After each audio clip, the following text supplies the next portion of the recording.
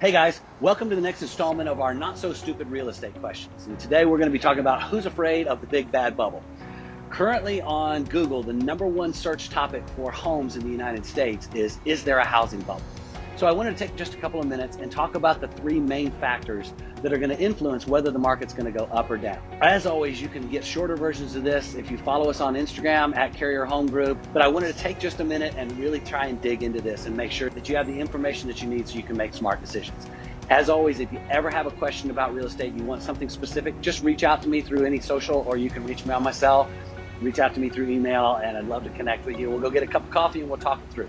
So, who's afraid of the big bad bubble? The reason people are asking this is because we so recently had a real housing bubble. Back in 2007, prices imploded, the economy stalled, and suddenly houses were in foreclosure all over the place, and it looked like for the first time that real estate wasn't a good investment. The first thing I want you to know is all of that equity that was lost in 2007 has already been brought back and then some. But there are some really large differences between 2007 and now. The first thing is supply and demand. Back in 2007, we had 4.8 million houses on the market at one time. And millennials and Gen Y were still children and were not buying homes, so we were still dependent upon the baby boomers to push the majority of the market.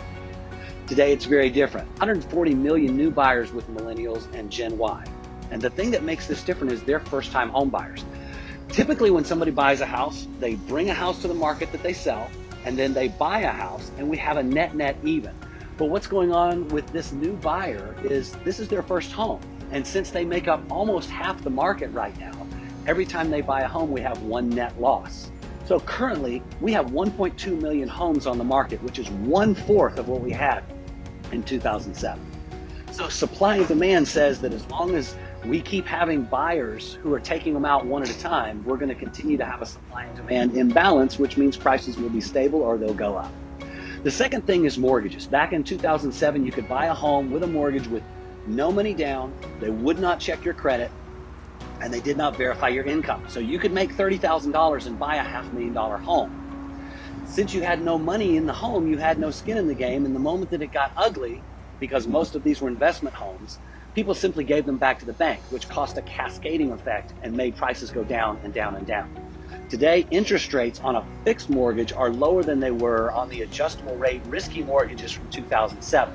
Today, you have to prove that you have the income. You have to prove that you can qualify, and they check your credit to make sure that you're the kind of person that's going to make your payment.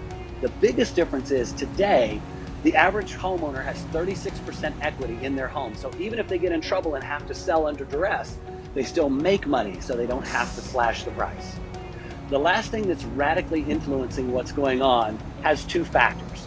The first is the federal forbearance program, which is going to end this month. And that's a program that allowed people who could not make their mortgage or could not make their rent payment to stay in their home during COVID. And a lot of people are saying, see, it's 2007 all over again, the market's going to be flooded. What you need to know is even if all the homes that are in forbearance right now, if all of them hit the market on the same day, we would see a 10% increase in the supply. There's more than enough people who are looking for a home because we have about 7 buyers for every home that's on the market. There are more than enough buyers to absorb all of those homes. And again, remember, most of those homes have equity in them. So even if they all hit the market at the same time, it's not going to be a fire sale.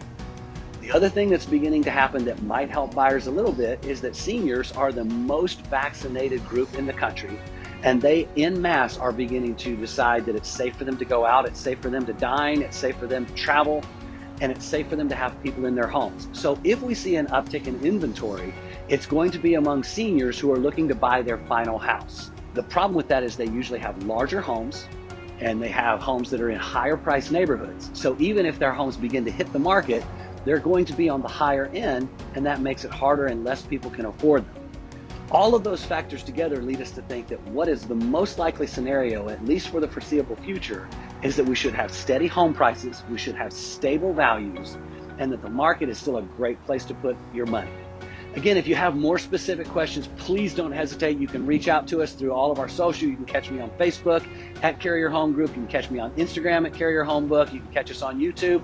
Or if you just get on any of those vehicles, you can find my cell phone and reach out to me directly. I'd love to go have a cup of coffee, sit down with you, and talk about what your specific real estate needs are and how we can help. Hope this has been helpful, and have a great day.